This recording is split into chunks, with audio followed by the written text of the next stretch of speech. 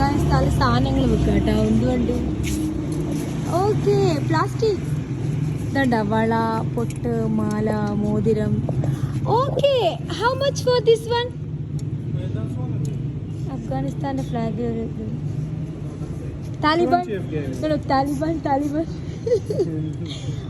Ask him if they have Taliban. No? ഇവിടെ മോതിരം ഉണ്ട് ഇവരിതില്. Can you please do like this?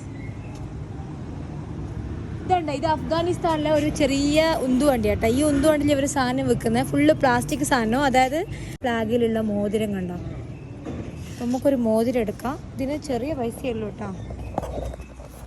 ഇതിന് എത്ര പൈസ വെച്ചാൽ ഇത് കയറില്ല, ഇത് ഭയങ്കര ചെറുതാ.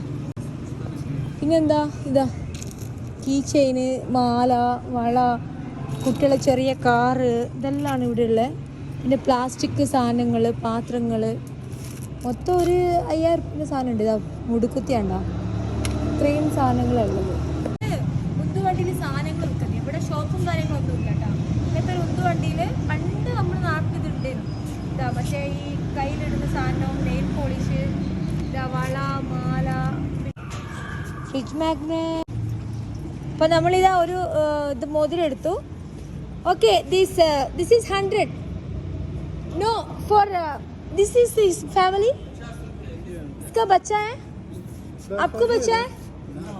नो नो, ओके, आप ये रखो, आपका बच्चे को मिठाई दे दो.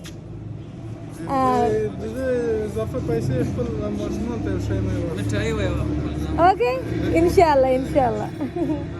നമ്മളെടുത്തത് 20 റുപ്യേൻ്റെ ഈ ഒരു മോതിരാണ്.